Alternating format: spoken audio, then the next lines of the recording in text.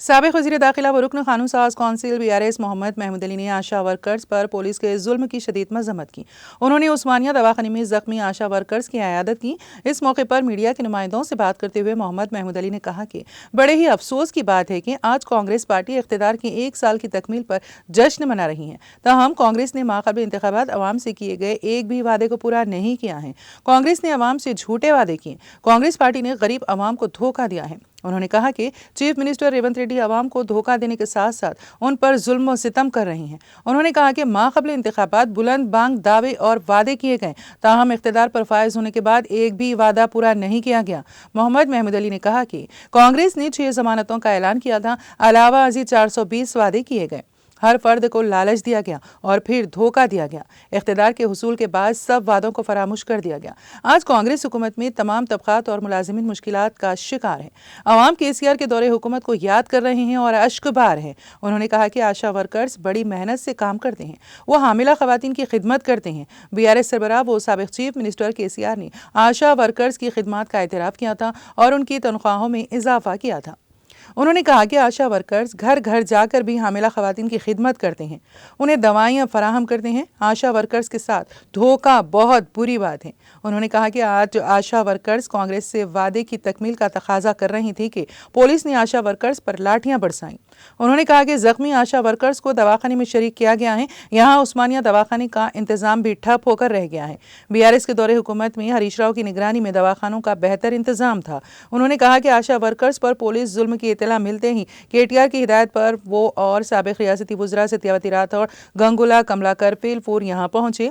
उन्होंने कहा कि जख्मी आशा वर्कर्स के इलाज व मुआवजे के लिए इक़दामात किए गए। उन्होंने कहा कि आज कांग्रेस हुकूमत 1 साल की तकमील का जश्न मना रही है। ताहम शर्म की बात यह है कि 1 साल में कोई भी वादा पूरा नहीं किया गया है। हर एक के साथ धोखा किया गया। कांग्रेस के धोखे से कोई भी फर्द महफूज नहीं है। यही वजह है कि महाराष्ट्र के इंतखाबात में कांग्रेस को शर्मनाक शिकस्त का सामना करना पड़ा। मोहम्मद महमूद अली ने कहा कि कर्नाटक और तेलंगाना में कांग्रेस ने अवाम से कई जमानतों का वादा किया।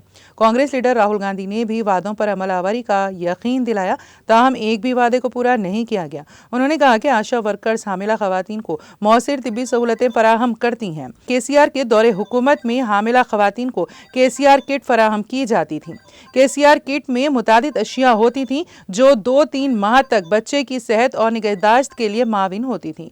साबिक़ रियासती वज़ीर दाखिला ने कहा कि बड़े दुख की बात है कि आज पुलिस में डिसिप्लिन और नज़्म व ज़ब्त ख़त्म हो चुका है। पुलिस अराकीन मुक़न्निना का लिहाज कर रही है और ना सियासी कायदीन का लिहाज कर रही हैं। हर जगह पर ताकत और लाठी का इस्तेमाल कर रही हैं। मोहम्मद महमूद अली ने पुरजोर अंदाज में कहा कि लाठी चलने वाली नहीं है। उन्होंने कहा कि BRS के दौरे हुकूमत में K चंद्रशेखर राव ने फ्रेंडली पुलिसिंग पॉलिसी को फ़रोग़ दिया था और फ्रेंडली पुलिसिंग पॉलिसी पर मौसर अमल किया गया था। उन्होंने कहा कि आज लाठियां बरसाई जा रही हैं। पुलिस का रवैया देखकर काफ़ी तकलीफ हो रही है। उन्होंने कहा कि आज आशा वर्कर्स की आंखों में आंसू हैं। मोहम्मद महमूद अली ने कहा कि गरीबों पर जुल्म और सितम ना किया जाए। कांग्रेस हुकूमत गरीबों को धोखा भी दे रही है और उन पर जुल्म और सितम भी बढ़ा रही है। उन्होंने कहा कि BRS पार्टी और KCR हमेशा गरीबों के साथ रहे हैं।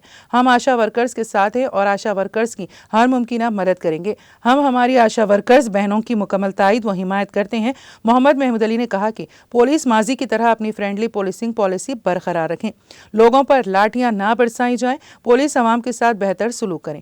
इस दौरान एक सवाल के जवाब में मोहम्मद महमूद अली ने कहा कि उस्मानिया दवाखाने में इंतजाम नाकिस हो गया है, दवाओं की कमी है। अभी एक मरीज ने शिकायत की कि माजी में 1 माह की अद्विया दी जाती थी, ताहम आज सिर्फ 8 यौम की दवाएं दी जा रही हैं।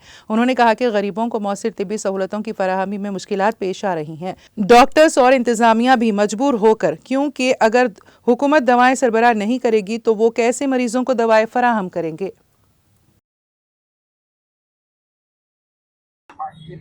అందరికీ నమస్కారము। ఈ రోజు మేము కమిషనర్ గారికి ఒక మెమోరాండం ఇవ్వడానికి వచ్చాము। ఎందుకంటే మేనిఫెస్టోలో పెట్టిన డిమాండ్లు 2 డిమాండ్లు మేము మాకు అమలు చేయాలని ఈ రోజు అసెంబ్లీ స్టార్ట్ కావడంతోని మా అసలు పడిపోయింది। ఆ తోపులాట అందరినీ అరెస్ట్ చేయడానికి ప్రయత్నించారు పోలీసు వాళ్ళు అందరిని అరెస్ట్ చేయడానికి ప్రయత్నించారు. ఫస్ట్ రాంబాబు అన్న గారిని తీసుకుపోయారు, లాక్కున్నాం మేము. తర్వాత అందరినీ అరెస్ట్ చేయడానికి ప్రయత్నిస్తే ఫస్ట్ నేను కళ్ళు తిరిగి పడిపోగానే మా ఫ్రెండ్ అధ్యక్షురాలు వచ్చి నా దగ్గరికి రాగానే అమ్మాయిని తల మీద కొట్టిరంట. నాకు లేచిన తర్వాత చెప్పింది. తల మీద కొట్టిన తర్వాత నేను లేచిన మళ్ళీ సంతోష్ ఎక్కడ డోలాడుకునేసరికి ఆమె పడిపోతే ఒక అమ్మాయి కొడంగల్ అమ్మాయి ఒళ్ళో వండబెట్టుకుని ఒక 10 నిమిషాలు పావుగంట సేపు ఉంది. ఇట్లా పడిపోయింది అని అంటే అట్లా పడిపోయినా కూడా యాక్షన్ చేస్తుంది అనే ఉద్దేశంతో పడిపోయిందన్న మనిషిని కూడా చూడకుండా మగ పోలీసులు వచ్చి గొర్రెల లెక్క తీసుకుపోయి అసలు ఎట్లా చీర ఎట్లుంది బట్టలు ఎట్లున్నాయి ఏమి చూడకుండా గొర్రెల లెక్క తీసుకుపోయి టీసీఎం లో సగానికి ఎత్తేస్తే కాళ్ళు బయట ఉన్నాయి, టీసీఎం బయట ఉన్నాయి. ఆ కాళ్ళు సరిగ్గా లోపలికి పోకముందుకే డోర్ వేసి నెట్టుకుని అదే అయ్యో కాళ్ళు లోపలికి పోలేదు ఎంత మొత్తుకున్నా కూడా డోర్ వేసి నెట్టిరు. ఎంత మొత్తుకున్నా వినకపోతే అక్కకు మస్తు బాధ అనిపించి ఇట్లా అన్నది ఆ పోలీసుని టచ్ చేసింది ఇట్లా చెప్పాలనే ఉద్దేశంతో. అక్క ఎక్కడ నాకు గుర్తుకులేదు, తెలియదు నాకు. అయితే డోర్ వేసి ఇట్లా చెయ్యిందని ఇట్లా అన్నది, ఇట్లా చెప్పాలని. అయితే ఆయనకు చెంపకి తగిలినట్టుంది. ఆ చెంపకి తగిలిన వెంటనే లంజదాన అనే పెద్ద మాట యూజ్ చేసిండు. మళ్ళీ ఇంకో అతను తెల్లగా ఉన్నాడు. ఆ పోలీస్ వచ్చి మా సిఐని కొడతావా అనేసి కెమెరాలలో మొత్తం ఫోన్లలో ఫొటోస్ తీసుకున్నారు. అక్క ఫొటోస్ తీసుకున్నారు. ఇంకా లేడీ కానిస్టేబుల్ అబ్బాయి లాగానే ఉంటది, ఆమె పేరేందో నేను చూడలేదు, అబ్బాయి లాగానే ఉంటది. ఆమె వచ్చి ఎగిరెగిరి వచ్చి అక్కని మళ్ళీ కొట్టింది.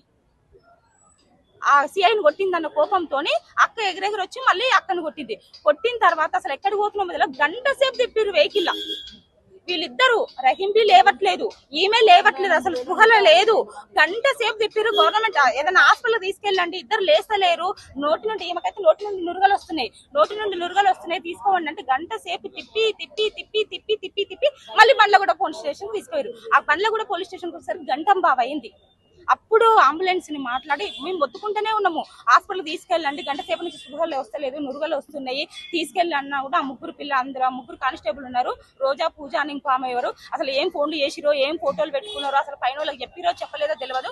ఎంత మొత్తుకున్నా అట్లనే నిర్దాక్షిణంగా తిప్పి బండ్లగూడ పోలీస్ స్టేషన్ తీసుకొచ్చినాక అప్పుడు అంబులెన్స్ నుంచి మళ్ళీ ఉస్మానియా రావడానికి మళ్ళీ అర్ధగంట. ఇక్కడికి వచ్చిన తర్వాత గంట సేపటికి ఈమె స్పృహలోకి వచ్చింది.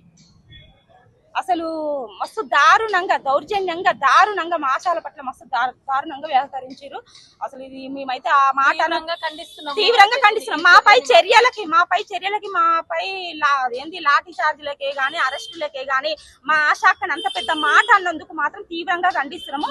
మహిళ అని చూడకుండా లంచదానా అన్నారంట, దీన్ని మాత్రం మేము తీవ్రంగా ఖండిస్తున్నాము. రేపటి నుంచి మేము అసలు పనే చేయం. అసలు మాకు మేనిఫెస్టోలో పెట్టిన 2 డిమాండ్లు నెరవేర్చే వరకు రాష్ట్ర వ్యాప్తంగా ఉన్న మా ఆశాలం అసలు పనే చేయం, ధర్నాకే దిగుతాము.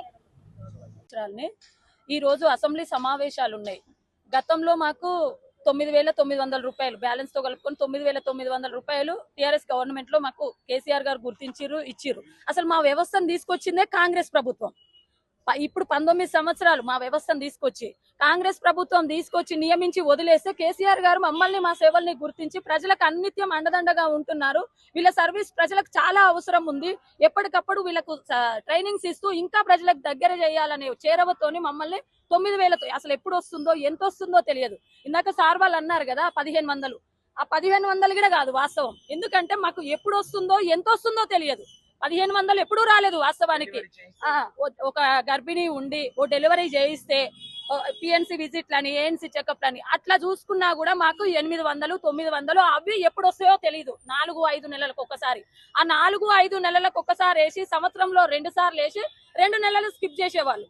అటువంటి వ్యవస్థ నుంచి ఈ రోజు మాకు కేసీఆర్ గారి ప్రభుత్వం వచ్చిన తర్వాత తెలంగాణ గవర్నమెంట్ లో మా సేవల్ని గుర్తించి 9,750 రూపాయలు మాకు మొబైల్ మా ద్వారా ఇమీడియట్ గా సర్వీసెస్ అందాలి అధికారులకు అనే ఒక ముఖ్య ఉద్దేశంతో మాకు మొబైల్ ఇచ్చి ఆ మొబైల్ రీఛార్జ్ కూడా మాకు డబ్బులు వేస్తూ 9,900 ఒక ఎంప్లాయీ లాగా గుర్తించి అకౌంట్ కి ఫస్ట్ కే 1వ తారీఖు మా అకౌంట్లలో జీతం పడేది. ఆ స్థాయికి మమ్మల్ని తీసుకొచ్చారు. అవి సరిపోవమ్మా, మీకు 9,900 సరిపోవు. మేము అడగలే కాంగ్రెస్ ప్రభుత్వాన్ని. 9,900 ఏం సరిపోతాయమ్మా, మీరు ఇచ్చే సర్వీస్ కానీ గొప్పలు చెప్పి 18,000 వేతనం ఇస్తాము, ఒక స్కీమ్ వర్కర్లను ఉద్యోగస్తులుగా గుర్తిస్తాము అంటే వాళ్ళు ఏం పెట్టారు? 18,000 వేతనము, ఉద్యోగ భద్రత, మేము స్కీమ్ వర్కర్లం. అయినా మాయ మాటలు చెప్పి మమ్మల్ని మేనిఫెస్టోలో పెట్టిరు, మమ్మల్ని నమ్మించారు. మేము అడుగుతున్నాం, వాళ్ళు పెట్టిన మేనిఫెస్టోనే ఈ రోజు అసెంబ్లీ సమావేశాలు ఉన్నాయి, మీ మీడియా మిత్రుల ద్వారా మేము ఒక రిప్రజెంటేషన్ ఇస్తాం అధికారులకు. అక్కడి నుంచి మీ ద్వారా అసెంబ్లీలో మా గురించి చర్చ వస్తుందనే ఒక నమ్మకంతోని ఆశాలం కదా, ఒక ఆశతోని మేము అక్కడికి రావడం జరిగింది. వచ్చిన తర్వాత కూడా మేము చాలా కూల్ గా ఉన్నాం, నిదానంగా కూర్చున్నాం. ఒక రిప్రజెంటేషన్ ఇచ్చిపోతాము, మీడియా ద్వారా ఈ న్యూస్ బయటికి వెళ్తే చాలు అని చెప్పాము. అక్కడ ఉన్న పోలీస్ సిబ్బందికి అందరికీ చెప్పాను నేను. చాలా సేపు కంట్రోల్ గా ఉన్నాము, కానీ కావాలని వాళ్ళు రెచ్చగొట్టి ఎక్కడికక్కడ ఇష్టానుసారంగా మాట్లాడుతూ, అక్కడ మీరు చూడొచ్చు, వీడియోలలో చూడొచ్చు, అసలు ఎంత దరిద్రం అంటే ఒక మహిళలు అని చూడకుండా, మహిళా ఉద్యోగుల్ని పట్టించుకోకుండా పోలీస్ వాళ్ళు పురుషులు ఉద్యోగస్తులు వాళ్ళు వచ్చి పట్టుకోవడము, వాళ్ళు వచ్చి ఎత్తుకపోవడము, వాళ్ళు వచ్చి లాగడము. మేము మహిళలమండి, ప్రజల ఆరోగ్యం కోసం అనునిత్యము మమ్మల్ని మా ఫ్యామిలీని పక్కన పెట్టి సర్వీస్ అందిస్తున్నాం. మేము మాకంత మంచి గుర్తింపు ఇచ్చిర్రు, ప్రజల కోసం మేమంత పనిచేస్తామని చెప్పేసి అసలు మేము ఎప్పుడు ఇంట్లో ఉంటామో ఎప్పుడు బయటకు వెళ్తామో ప్రజల కోసం మాకే తెలియదు. అంత సర్వీస్ ఇచ్చే మమ్మల్ని ఈ రోజు మీరు చెప్తున్నారు ఇందిరమ్మ రాజ్యం అంటున్నారు, ఏవేవో చెప్పుకుంటున్నారు. మరి మాకు ఇచ్చిన గౌరవం ఏంది? మేము మహిళలం కాదా? ఈ రోజు లాగి DCM లో పడేశారు. ఆ లాగి DCM లో పడేసిన తర్వాత అసలు ఏం జరిగిందో మాకు తెలియదు. ఇందాక నాకు స్పృహ వచ్చింది, అసలు ఏం జరిగిందో తను చెప్తాది ఏమేం జరిగిందో. बड़ी अफसोस की बात है, जब से कांग्रेस हुकूमत बनी है 1 साल का जश्न मनाया गया, मगर जो वायदे झूठे वायदे किए गए, गरीब आवाम को धोखा देने वाली कांग्रेस पार्टी, गरीब आवाम के साथ जुल्म करने वाला चीफ मिनिस्टर रेवंत रेड्डी, इन्होंने इख्तिदार पर आने से पहले बड़े बड़े वायदे किए। कोई ऐसी छोटी बात भी नहीं है जो छूटी है इनसे। उन्होंने 6 प्रॉमिसेस किए, 420 जो प्रॉमिसेस किए गए, जिसके अंदर हर आदमी को लालच बताया गया, धोखा दिया गया और वोट लेने के बाद सबको भूल गए। हर कास्ट के लिए, हर एम्प्लॉइज के लिए रेवंत रेड्डी ने बड़े बड़े वायदे किए। आज लोग देख रहे हैं, रो रहे हैं, केसीआर साहब को याद कर रहे हैं। आशा वर्कर्स को 1500 सैलरी मिलती थी, सीएम साहब ने 9500 किया। और आशा वर्कर बड़ी मेहनत करके लोगों की खिदमत करते हैं, प्रेग्नेंट लेडीज की मेडिसिन सप्लाई करते हैं, उनकी देखभाल करते हैं, हर तरीके से हमेशा अपनी लाइफ सेवा में गुजारते हैं। इनके साथ भी धोखा करना बड़ी बुरी बात है। आज देखिए, एक आशा वर्कर अपने डायरेक्टर साहब से मिलकर सैलरीज के बारे में बात करने पर पुलिस को बुलाकर लाठीचार्ज किया गया, जिसके अंदर दवाखाने में लाकर शरीक किया गया। यहाँ दवाखाने का भी जो इंतजाम पहले हरीश राव साहब मिनिस्टर थे, इतना अच्छा इंतजाम होता था, यहाँ पर भी बड़ा सही तरीके से इंतजाम आते हैं। तो आज हम लोग यहाँ पर आकर, खासतौर से हमारी बहन एक्स मिनिस्टर सत्यावती लाडो मैडम साहबा, मेरे भाई एक्स मिनिस्टर कमलाकर साहब और मैं और रूप सिंह साहब को केटीआर साहब ने इमीडिएट भिजाया, आप जाइए दवाखाने को, पहले उनका इलाज करवाइए, क्योंकि सबसे बड़ी चीज जो होती है वो जान होती है। मगर 1 साल से हम देख रहे हैं, 1 साल का जश्न तो मना रहे हैं, मगर शर्म की बात है 1 साल में कोई वादा पूरा नहीं किया गया। हर एक के साथ धोखा है, कोई ऐसा शख्स नहीं है धोखे से छुटा हुआ है रेवंत रेड्डी के। कांग्रेस हुकूमत इसीलिए महाराष्ट्र में बुरी तरीके से आ रही। उन्होंने जो कर्नाटक में वायदे किए थे, तेलंगाना में वायदे किए थे, 6 गारंटी राहुल गांधी आकर दिए, तो हमारे रेवंत रेड्डी साहब ने 7th गारंटी कर इसमें बढ़ाया, मगर एक भी गारंटी पूरी नहीं की गई। खाली आवाम को धोखा दिया जा रहा है। जो लोग मेहनत करते हैं रात दिन, आशा वर्कर जो है बहुत मेहनत करते हैं। अभी हम रास्ते में बात करें, प्रेग्नेंट औरतों के लिए घर पर जाकर ट्रीटमेंट करते हैं, दवाएं देते हैं, उनकी देखभाल करते हैं, डिलीवरी तक हर चीज़ का ख्याल रखते हैं। केसीआर साहब वाहिद आदमी थे, डिलीवरी के बाद केसीआर किट दिया जाता था, उसमें काफ़ी आइटम्स होते थे जो 2-3 महीने तक बच्चे की सेहत के लिए इस्तेमाल किए जाते थे। आज हमें दुख हो रहा है, बड़ा दुख की बात है। पुलिस का डिसिप्लिन खत्म हो चुका है। पुलिस जो है ना एमएलए देख रही है, ना एमएलसी देख रही है, ना पॉलिटिकल लीडर्स को देख रही है, हर जगह लाठी का इस्तेमाल कर रही है। लाठी चलने वाली नहीं है। केसीआर साहब वाहिद आदमी थे, तेलंगाना बनने के बाद पुलिस को फ्रेंडली पुलिस का एक ओहदा दिलवाया। ओहदा का मतलब उन्हें तरबियत दी कि हमेशा पुलिस फ्रेंडली पुलिस होना चाहिए, ताकि लोगों की देखभाल करे, उनकी हिफाजत करे। मगर आज पुलिस लाठी चला रही है, जिसकी वजह से काफ़ी तकलीफ हो रही है। और हमारी बहन जो आशा वर्कर मैडम है संतोष, हमारी बहन संतोषा है यहाँ पर, उससे पूछिए, उसके आंख में आंसू है। 3 घंटे तक गाड़ी लेकर फिरते रहे दवाखाने को लाने के बजाय। ये इंतजाम है। इसके लिए मुझे शर्म की बात है, वो कहता हूँ कि रेवंत रेड्डी साहब, आप समझ जाइए। आप इख्तिदार पर आने के बाद लोगों के साथ धोखा मत कीजिए। आप धोखा भी दे रहे हैं, उसके साथ जुल्म भी कर रहे हैं। ये बड़ी अफसोस की बात है। हमारी पार्टी और केसीआर साहब हमेशा गरीबों के साथ है, आशा वर्कर्स के साथ है, और उनके हर तरीके से। अभी हमारे कमलाकर अन्ना और हमारी बहन ने कहा कि बिल्कुल आइए आप, हम असेंबली में पूरा सपोर्ट करेंगे उनकी सैलरी के लिए, और उनके साथ जुल्म मत कीजिए, लाठी का इस्तेमाल मत कीजिए। हमारी पुलिस के डीजीपी साहब से अपील है कि पुलिस को जिस तरह पहले केसीआर साहब ने फ्रेंडली पुलिस की ट्रेनिंग दी है, उसे कायम करते रखते हुए पुलिस को भी अच्छी सही तरीके से राय मशवरा दीजिए कि लोगों पर लाठी मत बरसाएं, बल्कि प्यार से बात करें। अब हॉस्पिटल में सही हो रहा है आपका हिसाब से? हॉस्पिटल में इलाज तो हो रहा है, हॉस्पिटल वाले भी मजबूर है। दवाएं जो हरीश राव साहब के टाइम पे लेते थे, अभी कोई पेशेंट आके बताए, पहले 1 महीने के दवाएं दिए जाते थे, अब सिर्फ 8 दिन के दवाएं दिए जा रहे हैं, वो भी सारे लोगों को नहीं दिए जा रहे। एडमिनिस्ट्रेशन पूरा कुप्पा हो चुका है। इसलिए दवाखाने में वाले क्या कर सकते हैं? जब हुकूमत साथ नहीं दे सकती, हुकूमत मेडिसिन सप्लाई नहीं कर सकती, तो डॉक्टर्स भी मजबूर है। और हर तरीके से तो जिस तरह पहले बीआरएस पार्टी के दौर में इलाज हुआ करता था, अब आज ऐसा नहीं हो रहा है। कोई देखने वाला नहीं है, कोई पूछने वाला नहीं है। మీ ప్రెసిడెంట్ సంతోష్ గారిని నాయకురాలి ఆధ్వర్యంలో డైరెక్టర్ ఆఫ్ హెల్త్ వాళ్ళ బాస్ ఎవరైతే ఉన్నారో వాళ్లకు రవీంద్ర నాయక్ గారిని అడగటానికి వస్తే రాష్ట్ర ప్రభుత్వం నిర్దాక్షిణ్యంగా పోలీసులను అడ్డు పెట్టుకొని వాళ్ళను అమానుషంగా ఆడవాళ్ళని కూడా చూడకుండా వాళ్ళని అక్కడి నుంచి ఈడ్చివేసి వాళ్ళ మీద లాఠీ చార్జ్ చేసి సంతోష గారు ఇప్పుడే స్పృహలో నుంచి వచ్చారు. అలాగే ఇంకో మహిళ రహీం బి ఇంకా మరి చెస్ట్ పెయిన్ వస్తుందని బాధపడుతున్నారు. ఆమె ఇంకా ట్రీట్మెంట్ అందుతా ఉంది. రేవంత్ రెడ్డి గారి సర్కార్ ఇవాళ చేసిన ఈ నిర్వాకానికి తీవ్రంగా ఖండిస్తా ఉన్నాం. ఆశలకు ఆశ పెట్టి కేసీఆర్ ప్రభుత్వంలో చాలా సంతోషంగా వాళ్ళ అన్ని రకాలుగా మేము ఆదుకున్నాం.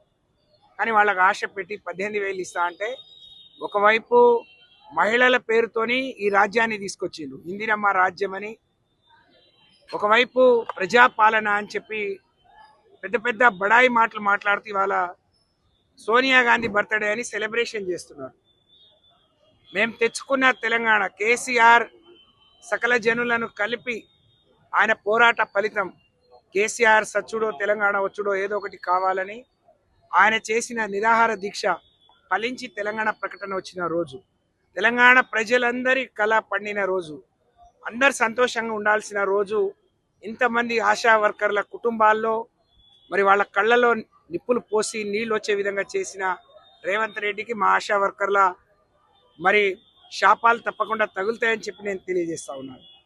ఇవాళ ఎమ్మెల్యేలుగా రాష్ట్రంలో జరుగుతున్న ఇబ్బందులను ఎండగట్టే ప్రయత్నం చేస్తే మమ్మల్ని అరెస్ట్ చేసిండు.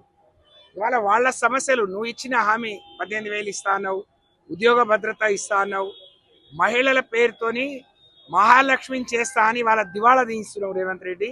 ఖబర్దారని హెచ్చరిస్తా ఉన్నాం. ఇవాళ మార్పు అంటే ప్రజల జీవితాల్లో కొత్త మార్పు వస్తుంది అనుకున్నాం, కానీ ఉన్నది ఊడబీకి చిప్ప చేతిలో పట్టుకునే రోజు వస్తుంది అనుకోలే. ఒకవైపు ఇవాళ తెలంగాణ గత చరిత్రలో ఎప్పుడూ లేని విధంగా, గత చరిత్రలో మేము ఎప్పుడు చూడని విధంగా ప్రజాస్వామ్యంలో ఎవరికైనా వారి నిరసన తెలిపే హక్కు ఉంటుంది.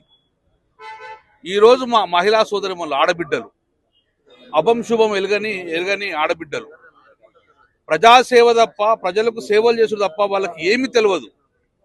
వాళ్ళకు రాజకీయం అంటే కూడా తెలియదు. ఏ గ్రామాలలో ఏ చిన్న ప్రాబ్లం వచ్చినా ఆశా వర్కర్లు చూసుకుంటారు. వాళ్ళకు ప్రభుత్వ ఏ కార్యక్రమం ఆశా వర్కర్లు చూసుకుంటారు. ఈరోజు ఆశా వర్కర్లు ప్రభుత్వం ఏదైతే ఎన్నికల మేనిఫెస్టోలో మీ పార్టీ పెట్టిందో దాని అసెంబ్లీ నడుతుంది కదా, మీకు మా ఇన్ఫర్మేషన్ చెప్పాలి, మీకు జ్ఞాపకం చేయాలని చెప్పేసి మా యొక్క ఆడబిడ్డలు ఆశా వర్కర్లు అందరూ కూడా అసెంబ్లీ ముట్టడించడం రాలే, మంత్రుల ఇల్లు ముట్టడించడం రాలే, ఏ ముఖ్యమంత్రి ఇంటికి ముట్టడిద్దామని రాలే. వాళ్ళ అధికారి director of health Ravindra Nayak గారిని కలవాలి, కలిసి మా రిప్రజెంటేషన్ ఇవ్వాలి. మీరు ఏదైతే మేనిఫెస్టో ప్రభుత్వం పెట్టిరు రేవంత్ రెడ్డి గారు, అప్పుడు మాకు నెలకు జీతం 18,000 రూపాయలు ఇస్తారని చెప్పి మేనిఫెస్టో పెట్టారు. అలాగే మాకు ఉద్యోగ భద్రత ఇస్తామని చెప్పి మేనిఫెస్టో పెట్టారు. సంవత్సరం అయింది, మరి ఇంకేం కాలేదు. మీరు మా ప్రభుత్వం నుంచి తీసుకెళ్ళండి అని చెప్పేసి డైరెక్టర్ ఆఫ్ హెల్త్ని కలుద్దామని పేయడం జరిగింది. అంతే, అంతకనేం చేయలే, అద్దాలు వాళ్ళు కొట్టలే.